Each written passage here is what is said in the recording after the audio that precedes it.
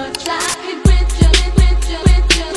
just one touch, I can feel my body giving. Bismillahirrahmanirrahim. Assalamualaikum warahmatullahi wabarakatuh. Perkenalkan, nama saya Umar Al-Faruq Syauqi dengan NIM 12420115105. Pada kesempatan kali ini saya akan mempresentasikan tugas UTS mata kuliah Administrasi Peradilan di bawah dosen pengampu Bapak Mawardi dengan topik alur tahapan perkara dan persyaratan administrasi dalam pendaftaran perkara sengketa warisan di Pengadilan Agama. Sengketa warisan saya pilih karena perkara ini cukup sering terjadi di tengah masyarakat, terutama ketika ahli waris tidak menemukan kesepakatan mengenai pembagian harta peninggalan. Nah, di Pengadilan Agama, perkara semacam ini masuk dalam kategori gugatan waris yang penyelesaiannya tunduk pada hukum acara perdata yang berlaku di lingkungan peradilan agama.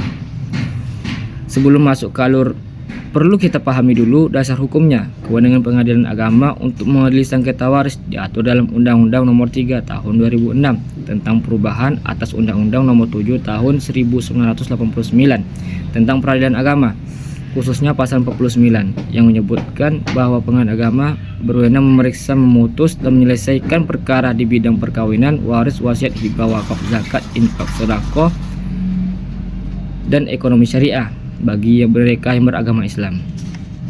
Sekarang kita masuk ke bagian yang paling penting, yaitu apa saja yang harus kita siapkan sebelum mendaftarkan perkara. Yang pertama, surat gugatan.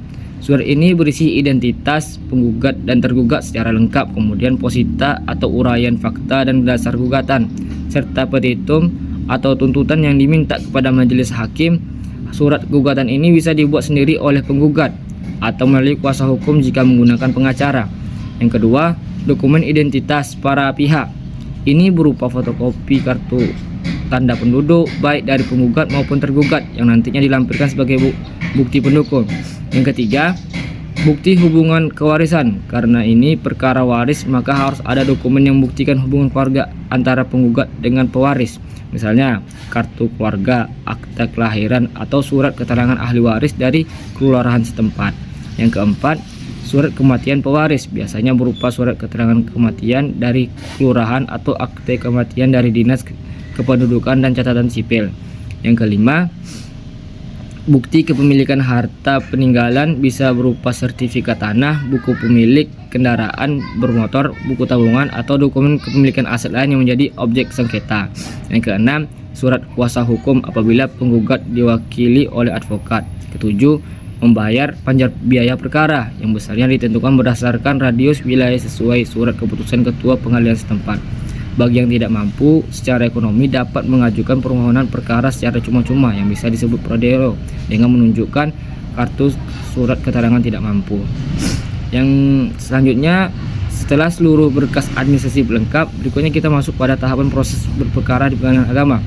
Tahap pertama, pendaftaran perkara. Penggugat datang ke meja pendaftaran di Pengadilan Agama yang berwenang secara kompetensi relatif, yaitu pengadilan di wilayah tempat tinggal tergugat.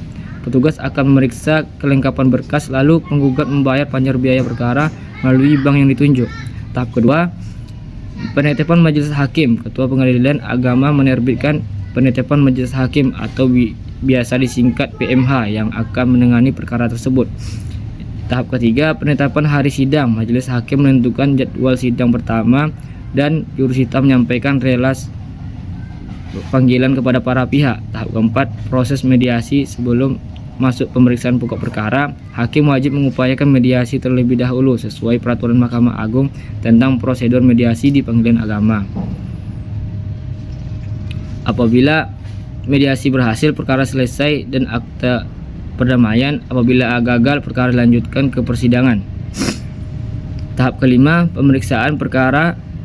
Tahapan ini meliputi pembacaan gugatan, jawaban dari tergugat, replik duplik, pembuktian dari kedua belah pihak, hingga kesimpulan. Tahap keenam, putusan majelis hakim membacakan putusan yang memuat penetapan ahli waris yang sah serta pembagian harta waris sesuai hukum waris Islam atau faraid. Tahap ketujuh, upaya hukum dan eksekusi. Jika ada pihak yang tidak puas, dapat mengajukan banding ke Pengadilan Tinggi Agama. Jika putusan sudah berkekuatan hukum tetap, pihak yang menang dapat mengajukan permohonan eksekusi apabila putusan tidak dilaksanakan secara sukarela. Demikian presentasi yang dapat saya sampaikan mengenai alur tahapan perkara dan persyaratan administrasi peradilan agama. Semoga dapat memberikan gambaran yang jelas mengenai proses administrasi peradilan agama di Indonesia. Apabila ada kekurangan dalam penyampaian, saya mohon maaf. Wabillahi taufiq hidayah. Assalamualaikum warahmatullahi wabarakatuh.